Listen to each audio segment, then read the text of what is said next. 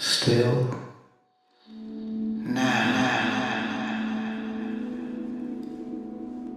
Everyday techniques to help you be the very best version of you.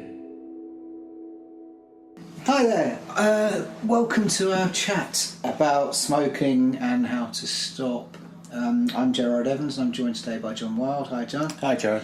And we're going to talk about the ways in which we stopped and the ways in which we can help you stop, and this is part of our meditation pack as well, the STILLNOW solution to smoking. So yes, What's your story then? You've had a really you had a kind of quite a long relationship with smoking, didn't you? Yeah, I started smoking about 17 or 18. Actually, it might have been earlier, 6. I mean, I probably had the occasional one behind the bike shed or the bus stop or whatever, but I started smoking every day, certainly at sort of 17, perhaps, something like that. How many were you smoking at your peak? I was thinking about this, with this little chat in mind. I think certainly 40 a day. I mean, because apart from anything, when you're drinking, which I was doing a lot of as well, you just kind of... Sometimes I'd light one with the stub of the other one. Yeah.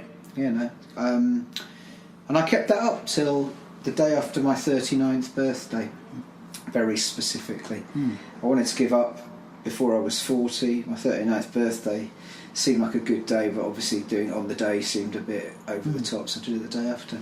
Had you made, before you finally stopped, presumably you made numerous attempts to give up? Oh yeah, well, half-hearted attempts, failed attempts, I mean... Just going cold turkey? Yeah. Because we should say, we're not talking about ancient times, but you're talking about the 90s, aren't you? Well, I'm 55 now and I was 39 then, so yeah.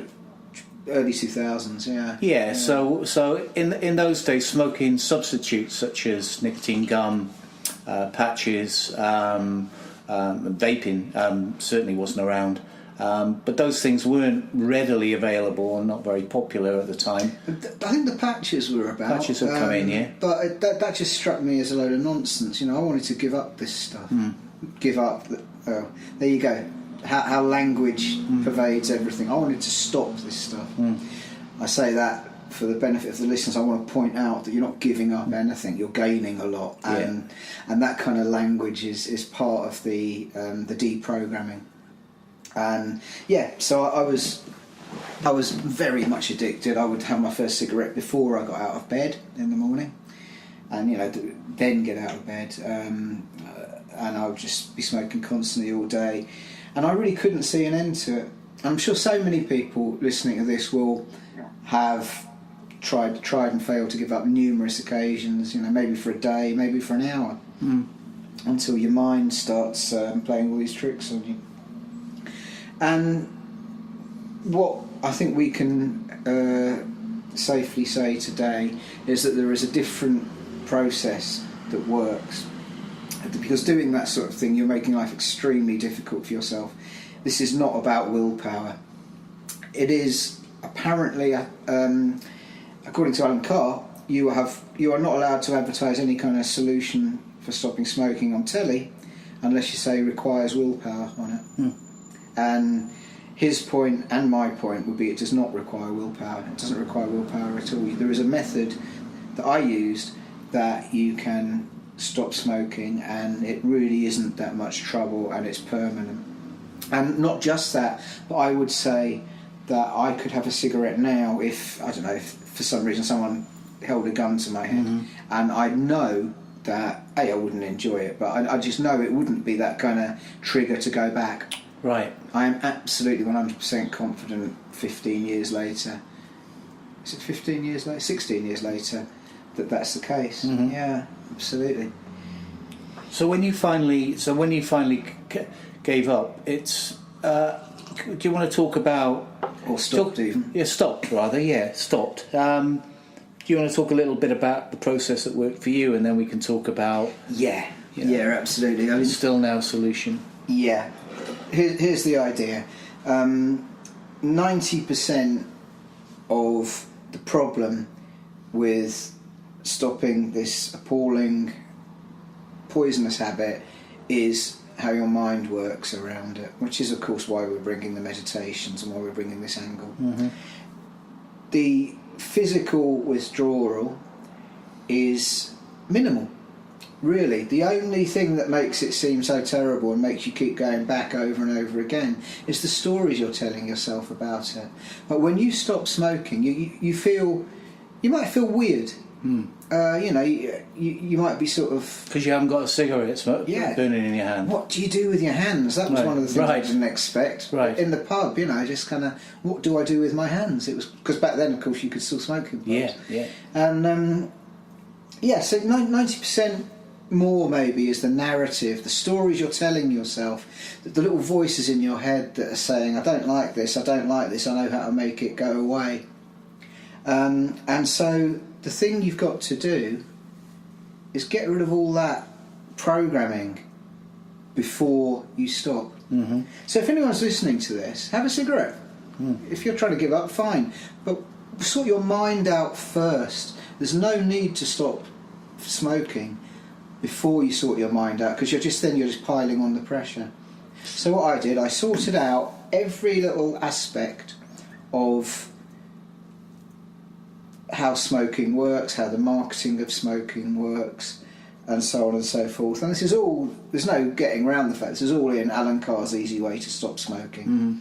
It is an absolutely brilliant book, and if you read that book along with doing our meditations and listening to this, and as long as you do have an intention of stopping, then you're there, I would say. So you get rid of all the programming. We are bombarded with programming. Perhaps not so much now, but certainly when I was still smoking, every time someone had a problem in their life on a soap opera, what do? They reach for a cigarette, fumbling the pack to get it open. Never sorted the problem out, I bet. No, but the perception is definitely giving you that message, isn't it? Another thing that Alan Carr says is that advertising that cigarette companies are forced to do was always bigger than it legally needed to be. Right. Because what's the first thing you do when you look at that? You start getting a bit tense. What's the first thing you do when you feel a bit tense? You have a cigarette. Right. So there's all this kind of massive corporate brainwashing going on, and societal brainwashing, and perhaps your friends who smoke as well, just making it look like something that helps. But it doesn't help, and rather than kind of go on and on about how it doesn't help, like I say, that Alan Carr's book is for that. But for me, I think the important thing to point out in these kind of situations, if someone's trying to stop, is if you know it doesn't help, then once you've really kind of got that into your head, then you can stop, and then you realise that these kind of weird little feelings when you stop, particularly the first, say, 2 or 3 days, these weird little feelings when you stop, it's not pain. It's just a mild feeling of disorientation. That's all it is. You're not in pain. You're not suffering in any kind of way. It's just a mildly weird feeling. So in effect, you were approaching it with a certain degree of mindfulness when you stopped. Absolutely, yeah, and that was the absolute difference between success and failure for me, really. Before, it had just been this vague idea I should stop, and then all the narratives kick in, and then an hour later you're having a cigarette thinking, God, that was a terrible hour. Right. But this way, I was smoking throughout reading the book. I finished the book, I started reading it again, I smoked throughout reading it a second time. I had a specific date I was going to stop, being the day after my birthday. And the next night after I gave up smoking, I was in the pub having a few beers. Because that's something else that Alan Carr says, is just carry on your normal life. Don't just sort of hide yourself away or behave differently. Show yourself that life goes on and can go on in exactly the same way. So that's my story. Yeah, I went from being absolutely addicted and seeing no way out of this addiction, and trying and failing lots and lots of different times because I was doing it wrong. When I brought mindfulness to it, I recognised that the narratives in my head, the voices in my head, sort of saying, have a cigarette, I recognised that they weren't really telling the truth. You are not your thoughts, and sometimes your body is trying to. It does sort of slightly miss cigarettes, and it makes you feel slightly weird. But once I interpreted that properly, that it was a slightly weird feeling, and that I wasn't in pain and I wasn't in misery or anything like that, coupled with, of course, the enormous reward of not smoking being at the end of the rainbow, so to speak. So you've got a physical addiction, but you also got the mental kind of hook. It's almost like the devil on the shoulder saying, "Go on, have a fag. Go on, have a fag." Right? And that can seem very powerful. That can seem, you hear people saying, "Oh, I'm gagging for a cigarette," as though they're sort of like, starving in the middle of a desert or something, and desperately needing a drink and food, and they talk about it on that kind of level. But what you're saying is that when that urge is examined, it passes very, very quickly, doesn't it? That urge, if it's and that urge is not made up of anything more than this illusion. This devil on your shoulder is an illusion, and if you bring that out into the open, it just gets very, very small indeed, really. And the illusion that you're in some kind of pain, and you're just not. You know, you'll feel a bit weird. Well, boo-hoo, How long will that last? A matter of seconds. Really? Well, even if it lasts 3 days, it's all it is feeling a bit weird. That's all it is. It's not the end of the world, quite frankly. You probably don't feel any worse than if you've got a mild cold. It's just all the voices in your head building it up into some big thing that you're stopping smoking. Some of this information, obviously, we'll include in the introduction to this and the PDF. So this sort of brings us to the meditations themselves, which are really kind of designed to support this intention, to see it through, to actually bring yourself to a state of readiness, so that when you decide this is the day I'm gonna stop. And we can almost break it down into a before, during, and after approach with the help of these meditations. So this all begins with the intention. I'm going to stop, for whatever reason, and it could be health, it could be finance. It's usually a mixture. People tend to give up for a mixture of all kinds of things. They just decide that, right, I've had enough of this. Yeah, well, it's common sense. Isn't it? So the intention should be held with gentleness and self-compassion. Right, this isn't about being hard on ourselves. This isn't about punishing ourselves. This is simply quite the opposite. It's an act of kindness from start to finish. So we start with the intention, and you can say tomorrow morning, or this afternoon, or in 5 minutes' time, I'm going to stop. So that's before. Then we come to the during kind of stretch of this, which is you then, having made that intention, get the urge to light up a cigarette. And so what we're talking about here, and this is very much based on mindfulness, which is bring awareness to every stage of this. So there's the urge. Just actually stop to, and this will be explored in the guided meditations themselves. Rather than actually give in to that urge, I feel like having a cigarette, therefore I'll have a cigarette. Just give that some space, essentially. Give that some space. So actually feel where that urge is in your body. Where's that actually manifested in your body? What does it actually feel like to have that urge? What you'll invariably find is that by the time you've located that part of the body where this kind of urge, which seems so overwhelming, is felt, the urge has probably dissipated already. It's gone. So it comes back, and we do the same thing again. We just simply bring awareness to the urge itself. Okay, so having explored that urge, having shone the light of attention, if you like, on that urge, you're either going to choose not to have a cigarette, or you're going to choose to go ahead and smoke one. And so all we're saying really is, if you go ahead and smoke one, then bring awareness to every stage of that. Actually be aware of lighting up the cigarette. What does that feel like? The moment you put the cigarette in your mouth and take the first draw on the cigarette, what does that feel like as the smoke fills up your lungs, etc., etc., etc. Being aware of what you're actually sucking into your body, the thousands of chemicals that make up a cigarette. And following that through to actually stubbing the cigarette out, just bringing awareness to it, because one of the problems with smoking is we could invariably we light up a cigarette, smoke a cigarette, and we're barely aware that we smoked it. It's mostly done on a kind of unconscious level. Absolutely, it's an autopilot. Yeah, it's one of the ultimate autopilot sort of processes, really, smoking a cigarette. We're all familiar perhaps with the feeling of taking a walk and not realising, and not actually having experienced anything from A to B, that we're so caught up in our thoughts. With a cigarette, invariably we're just puffing away, oblivious to what's actually going on. So we're shining the light of awareness. We're bringing awareness to this act of smoking. Absolutely. And this can all be done during the preparation period. Yeah, absolutely. Yeah, and this is explored in the meditations. You know, just getting used to this feeling of actually being with the urge rather than simply giving in to it. This is taking control, if you like. It's saying we have a choice. That simply because the urge is there to smoke a cigarette, it doesn't necessarily have to be followed through. You know, we have all kinds of urges in life that we don't follow through. You know, smoking isn't unique as a human urge. Yeah. It's nicotine is a highly addictive substance. So you've got the before, the during, and then there's the after, which is really just reflecting. If you've chosen not to have a cigarette, notice how good that feels. Notice how good that feels the next time you walk up a hill and you're not huffing and puffing so much, or whatever.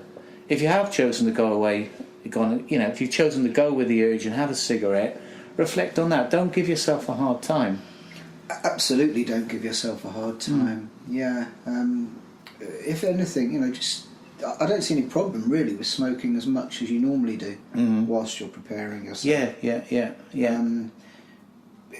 But as you're saying, really, to sort of actually be aware, perhaps for the first time, of each stage of it and of what you're doing. And what you're doing to yourself is, it's not good really. And that feeling of relief has been compared to the feeling of relief you would get when you stop banging your head against a wall. And of course, after a month of not banging your head against the wall at all, that feeling of relief becomes normal.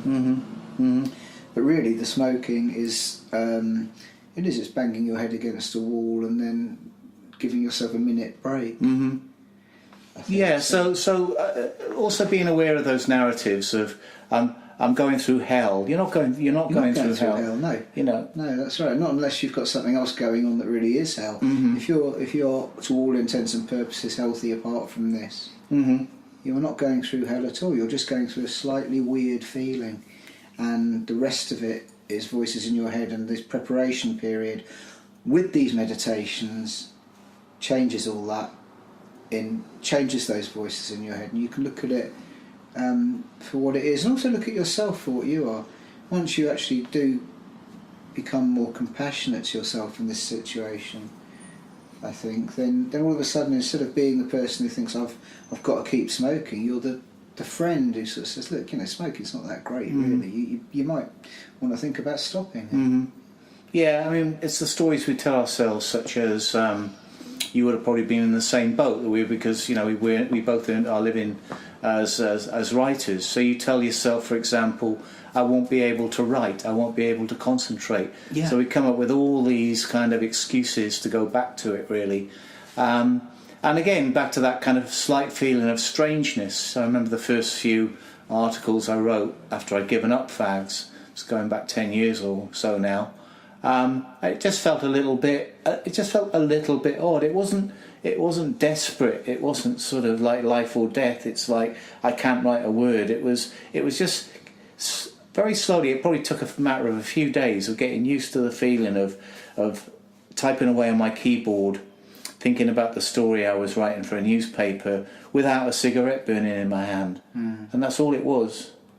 Absolutely, yeah. And if people are listening to this who are smoking and thinking that they won't be able to do X, Y or Z when they stop, it's just a lie. It's just a lie. The only thing you're going to not be able to do so well when you stop smoking is all that coughing, spluttering and damaging yourself. Everything else just carries on as normal, really, doesn't it? So even drinking. Exactly. So at moments like this, I'm going out for drinks with my friends tonight. I'm used to smoking. I've just given up. You can build this up into such a desperate scenario. and on the principles, that these meditations are based on, just come into your awareness. Actually, just simply be aware of that feeling as you sit down, and that feeling of, I want to pop. You might get the voice in your head saying, I want to pop round the corner and buy 20 woodbines. Woodbines? Not even sure. If you're a time traveller. If you're a time traveller going back to 1953. But you can just non-filters. But you can just be with those feelings, be with those urges, be with those thoughts. They're very, very fleeting, but they're only powerful if we grant them power. Yeah. So listen carefully to these meditations, because as part of them, there's one of the main aspects is related not just to our physical sensations in a different way, and actually listening to our body and really being curious about it. It's also relating slightly differently to our thoughts. Absolutely. Just because your mind is saying, I need a cigarette, it doesn't mean to say that you have to light one up. No, and I think also it's worth mentioning that if you're just spending your time in the present, as you do during meditation, then you're not sort of narrating your way into the future and sort of saying, I'm going to feel great or I'm going to feel rubbish or whatever if I have a cigarette.